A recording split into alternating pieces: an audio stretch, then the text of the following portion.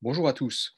Alors, l'objectif de cette recherche consiste à comprendre quelle est l'incidence du recours aux appareils respiratoires sur la vie quotidienne et sur le rapport à la maladie des patients, ou pour le dire autrement, comment comprendre comment ces appareils transforment leur quotidien. Alors pour ça, on s'est intéressé à quatre dimensions de la vie avec l'appareil. Première dimension, le rapport à l'objet médical, c'est-à-dire l'appareil pouvant se trouver diversement approprié par les patients. Deuxième dimension, le rapport aux autres, qui est potentiellement affecté par le port de l'appareil. Troisième dimension, le rapport à l'espace et au temps, qui est plus ou moins fortement contraint par l'appareil. Et enfin, quatrième dimension, le rapport à l'avenir, c'est-à-dire que le recours à ces appareils peut être replacé dans la trajectoire de la maladie et dans l'horizon de la transplantation pulmonaire. Alors, il s'agit d'analyser le processus d'adaptation par lequel les appareils respiratoires deviennent familiers ou non à leurs utilisateurs, à leur corps, et de quelle manière ils peuvent en modifier la perception qu'ils en ont. Donc, comment est-ce que les patients s'approprient ces appareils respiratoires et comment est-ce que ces appareils transforment l'expérience vécue des patients. Alors, du point de vue de la méthodologie, c'est une démarche de recherche qualitative qui a été mise en place pour cette enquête. Elle est basée essentiellement sur des entretiens semi-directifs et sur des observations de consultation dans les CRCM. Alors pour cette étude, on a retenu des patients adultes utilisant au moins un des deux appareils respiratoires, les lunettes à oxygène et l'AVNI. Alors, au total, 22 situations de patients entrent dans le cadre de cette recherche et la majorité des patients a été rencontrée par l'intermédiaire de l'équipe médicale, notamment au moment de la mise en place des appareils respiratoires.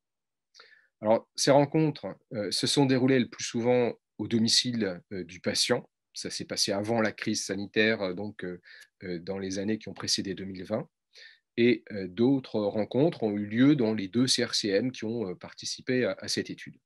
Alors, chaque rencontre comprend la réalisation d'un entretien semi-directif avec la personne malade, complété de manière secondaire par des discussions informelles avec les membres de son entourage. Donc, des entretiens ont aussi été faits auprès de 6 professionnels des CRCM et il est également rapidement apparu qu'un acteur essentiel était insuffisamment pris en compte au départ dans le protocole de recherche, c'était les prestataires de services. Les prestataires de services, et notamment les techniciens, qui jouent évidemment un rôle essentiel dans la mise à disposition des appareils au service des patients, notamment à leur domicile. Et donc, on a décidé d'inclure cette catégorie d'acteurs dans notre enquête, ce qui a permis de compléter utilement l'investigation autour de la mise en place des appareils chez les patients et de recueillir un point de vue complémentaire, utile à la compréhension des perceptions et des difficultés rencontrées par les utilisateurs. Alors, l'introduction des appareils respiratoires a une signification sociale et symbolique importante pour le malade. Plus que les lunettes à oxygène qui peuvent être en fait utilisées à des stades moins avancés, l'annonce de la VNI est souvent un tournant dans le rapport à la maladie. Alors pour beaucoup, ces appareils apparaissent comme les marqueurs d'une évolution de la maladie. Certains considèrent cette nouvelle étape comme la dernière avant une éventuelle greffe. Alors l'annonce du recours à la VNI ou lunettes à oxygène constitue un moment important qui permet d'installer le patient et son entourage dans une nouvelle étape de la maladie. Alors l'annonce ou la prescription de l'appareillage VNI ou des lunettes à oxygène est réalisée en général par le pneumologue, sa mise en place par le kiné ou la kinésithérapeute pour la VNI au moment d'une hospitalisation et par des infirmières pour les lunettes à oxygène. Alors, les lunettes à oxygène sont préconisées à différents moments de la maladie, quand il y a un besoin, une nécessité en lien avec un effort. Et donc, leur prescription n'est pas forcément associée à une avancée très significative de la maladie. Alors, l'annonce de l'appareillage est introduite progressivement au cours des consultations, sauf en cas de mise en place urgente. Et comme le dit un médecin interrogé, eh bien, on en parle progressivement, de sorte que le patient peut commencer à y réfléchir, à se préparer à l'idée, ainsi que les proches d'ailleurs, quand ils sont présents au moment de la consultation. Alors la VNI est présentée comme un confort, comme une aide par le pneumologue, un discours d'ailleurs qui est relayé par le kinésithérapeute au moment de la mise en place. Et pour le patient, au moment de la consultation, c'est parfois une surprise. C'est une surprise, voire un certain malaise, et ce sont à ce moment-là des questions techniques d'utilisation et d'ingérence dans la vie quotidienne qui sont posées. Quand l'utiliser? Combien de temps? Alors, parfois, le délai est assez court entre le moment de l'annonce et la mise en route effective, ce qui peut être vécu par certains patients comme une prescription supplémentaire, finalement une liste qui s'allonge dans les soins à effectuer, alors que pour d'autres, je pense par exemple à un patient détecté tardivement et plus âgé, c'est une annonce qui va être vraiment vécue comme un coup de massue. Euh, Vient ensuite un mouvement plus intérieur, d'apprivoisement progressif de l'appareil, et qui passe à la fois par un travail entre le patient et l'appareillage, mais aussi entre le patient et lui-même, dont la finalité est le vivre avec au quotidien, et qui se déroulera en grande partie dans l'espace de la maison. Alors, on peut parler à ce moment-là du début d'un processus de normalisation. Un processus de normalisation qui consiste dans cette nouvelle étape de la maladie à acquérir une nouvelle routine, de nouvelles habitudes, finalement une nouvelle forme de normalité. Alors, l'analyse des entretiens montre que euh, l'introduction des appareils respiratoires est souvent vécue par les malades comme une expérience paradoxale de retrait, mais aussi d'extension. Alors, ces appareils permettent le maintien ou le renouvellement de certaines activités et sont perçus comme une aide importante dans la vie quotidienne. Et les patients évoquent fréquemment le confort lié au recours à l'oxygène et l'appareil permet d'avoir une mobilité plus importante et permet parfois le réinvestissement dans certaines activités qui avaient pu être progressivement délaissées. Donc ces appareils participent d'un mouvement d'ouverture pour les patients qui peuvent dépasser les limitations qu'implique la progression de la maladie et les dégradations de la fonction respiratoire. Mais les patients doivent aussi faire face aux difficultés d'adaptation et à l'apprentissage des nouvelles contraintes liées à l'utilisation de ces appareils. Je pense par exemple à la perturbation du sommeil ou à des déplacements plus difficiles. Donc cette nouvelle dynamique ouvre une période pendant laquelle le patient va devoir apprendre à vivre avec et grâce à ces machines. Et je dirais que l'adaptation aux machines ne va pas de soi. Ce qui peut conduire les patients, en tout cas dans les premiers temps, à ne pas toujours suivre les prescriptions médicales. Et je pense par exemple à un certain nombre de patients qui nous ont dit avoir, par exemple, abandonné la VNI pendant la nuit. Alors l'appareil respiratoire oblige les différents acteurs, patients, proches, à se reconfigurer autour de lui selon certaines modalités. Alors l'introduction durable des appareils dans la vie des patients implique souvent un réaménagement ou une adaptation de l'espace domestique, qui était d'ailleurs déjà très largement investi par le matériel de soins. Alors, l'utilisation des lunettes à oxygène pose des problèmes différents de ceux occasionnés par la VNI quant à l'espace et le stockage de la bonbonne. Ce qui peut entraîner des problèmes d'exiguïté, notamment du logement. Je pense par exemple à l'obligation de stocker une bonbonne, ce qui peut poser des problèmes dans certains logements qui sont assez petits ou par exemple dans une caravane qui était le lieu d'habitation principal d'une personne interrogée. Alors très clairement, les problèmes de place se posent de manière très différente selon les milieux sociaux, ce qui implique des arrangements pratiques, plus ou moins conformes aux normes indiquées par les prestataires. Euh, la qualité du sommeil est affectée aussi par l'oxygénothérapie à cause du bruit généré par les machines. Et donc les patients vivant dans des logements exigus sont fortement impactés par cette nuisance sonore qui les fatigue, tandis que les autres placent les bonbonnes à oxygène dans une autre pièce. Et donc là, la récurrence de la mention à ce bruit dans l'enquête, et voilà, c'est quelque chose qui est très présent.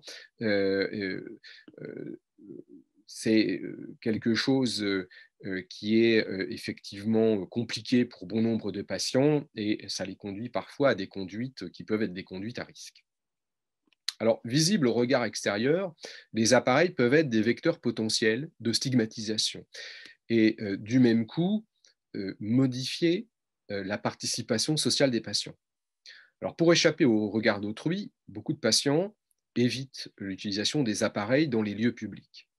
Cette volonté d'invisibiliser les appareils fait souvent suite à des expériences mal ressenties par les malades qui ont pu être amenés à se déplacer dans les lieux publics.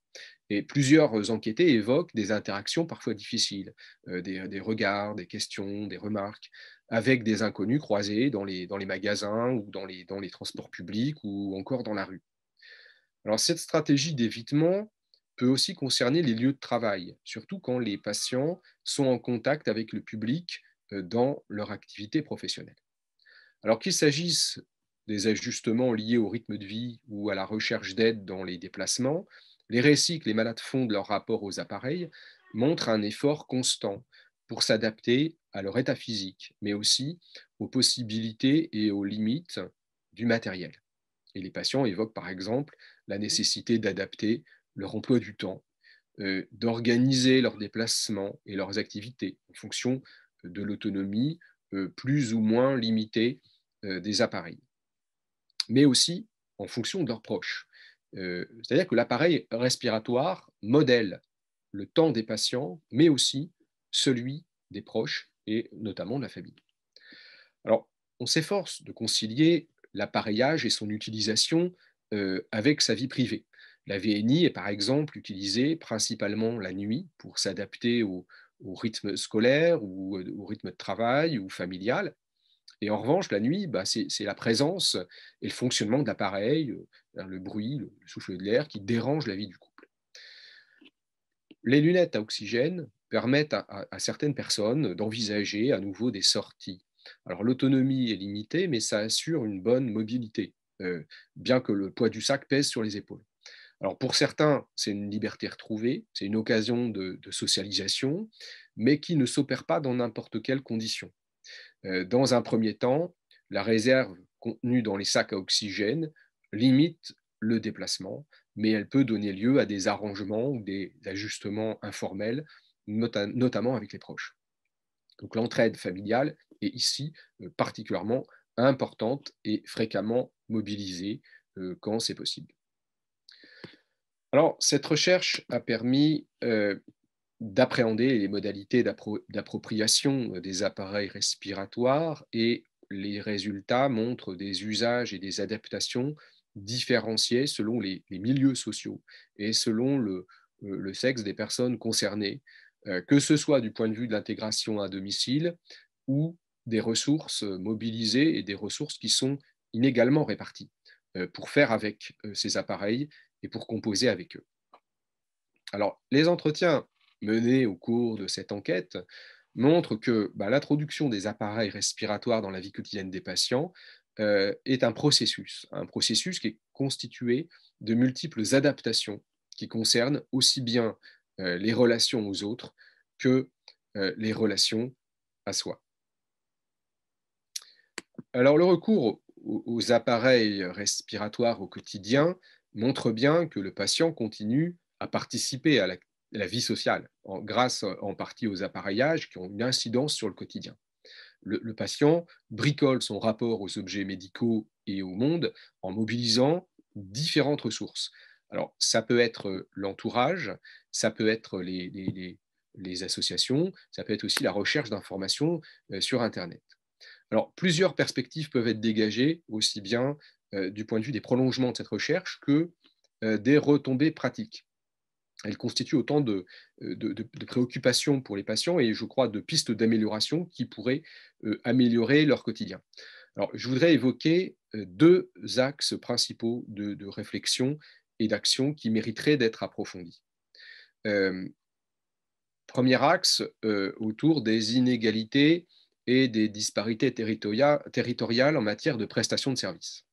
Au cours de l'enquête qui a été menée dans des territoires différents, et je crois que c'est aussi une des plus-values de l'enquête, il est rapidement apparu qu'il existait des différences non négligeables entre prestataires de services autour des appareils mis à disposition. Alors, ces disparités entre prestataires de services sont réelles et génèrent des décalages assez importants du point de vue des contraintes qui pèsent dans la vie quotidienne. Alors, si ces variations n'entraînent pas de différences significatives dans le fonctionnement des appareils, elles ont malgré tout des conséquences pratiques qu'il faut prendre en compte. Alors, je détaille dans le point suivant les problèmes fréquents rencontrés par les patients, mais aussi les solutions et les adaptations trouvées. Les différences dans les matériels mis à disposition par les prestataires devraient faire l'objet d'une plus grande vigilance au niveau régional, voire national, et je pense que VLM pourrait jouer un rôle significatif en organisant, par exemple, une veille sur les produits et les appareils respiratoires proposés par les différents prestataires, mais aussi sur les adaptations possibles aux besoins et aux contraintes des patients. Alors, il me semble important aussi de faire remonter aux prestataires de services les demandes, les attentes les plus fréquentes des patients. Et ces éléments pourraient faire l'objet de réflexions et d'actions à mener auprès des concepteurs, des fabricants de ces appareils, mais aussi des prestataires de services pour les sensibiliser aux évolutions souhaitables du matériel. Alors, de nombreux malades rencontrés n'ont pas une bonne connaissance des appareils et des techniques existantes. Alors, certains ont la possibilité et l'opportunité de découvrir au fil des rencontres ou des voyages des appareils qui correspondent un peu plus à leurs besoins, mais je dirais que la majorité des patients restent quand même assez euh, euh, captive d'une offre qui est limitée à quelques appareils proposés par le prestataire choisi ou qui est parfois d'ailleurs le seul prestataire disponible. Alors, je voudrais faire trois remarques à propos du matériel et des évolutions possibles. Première remarque autour de l'autonomie. Alors, une autonomie limitée des batteries qui apparaît comme une contrainte forte pour l'ensemble des patients interrogés et cette autonomie, eh bien, elle pèse fortement sur l'organisation de leur vie quotidienne. Des améliorations rapides des conditions de déplacement et de l'ergonomie des appareils pourraient être effectuées. Alors, un aspect pratique important qui est un peu différent de celui de l'autonomie, mais qui touche à l'autonomie des patients, ça concerne les sacs destinés à porter les appareils. Alors, plusieurs patients, notamment des jeunes femmes, nous ont fait part de leurs difficultés à porter un sac en bandoulière contenant un appareil qui est un appareil particulièrement lourd, déséquilibrant le corps et finalement assez inconfortable. Alors, ce type de sac demanderait à être abandonné et remplacé par un sac à dos qui existe dans plusieurs régions et qui apparaît nettement plus adapté à la mobilité des malades et qui permet aussi d'avoir les mains libres, ce qui a été plusieurs fois évoqué également dans les entretiens. Deuxième point, c'est le fait que certains patients sont sensibles au matériel qui est perçu comme très souvent impersonnel, froid, aseptisé. Et plusieurs ont souligné l'intérêt, par exemple, du coloris des lunettes, plus discrètes, presque invisibles. Alors, certains concepteurs envisagent des produits aux couleurs plus chatoyantes à destination plutôt des enfants.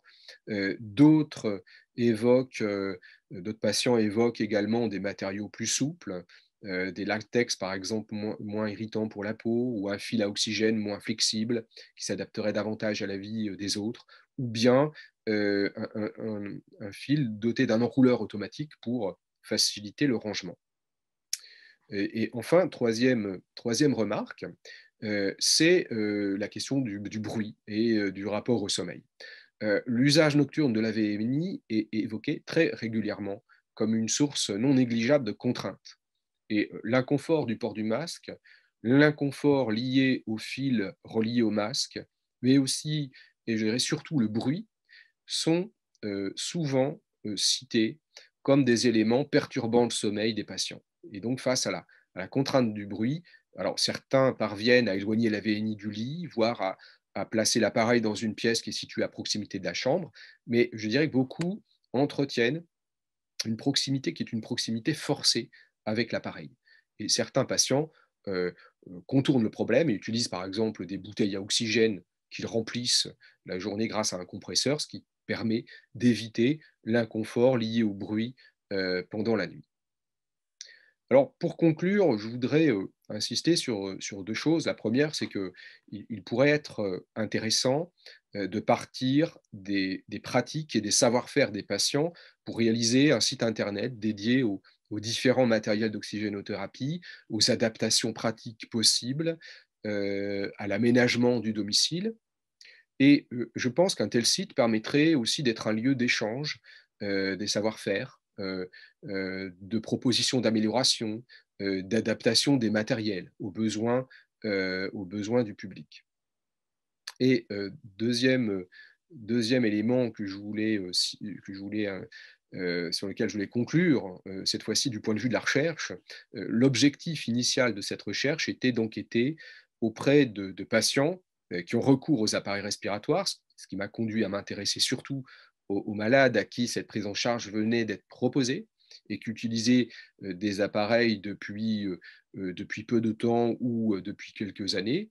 Et je pense qu'un objectif complémentaire de cette étude, ça pourrait consister à analyser également les phases les plus avancées de la maladie, notamment en période pré-greffe. Et mieux prendre en compte les temporalités de la maladie, mieux prendre en compte l'aggravation de l'insuffisance respiratoire permettrait d'analyser plus finement les enjeux sociaux et individuels à l'approche de la greffe. Et avec l'avancée de la maladie, la dépendance aux appareils est plus forte, tandis que l'incertitude liée à la greffe et à la possibilité de la greffe progresse. Et tout ça permettrait de mieux rendre compte, je crois, de l'expérience des patients tout au long de la maladie, en l'envisageant en termes de processus. Voilà, je vous remercie pour votre attention.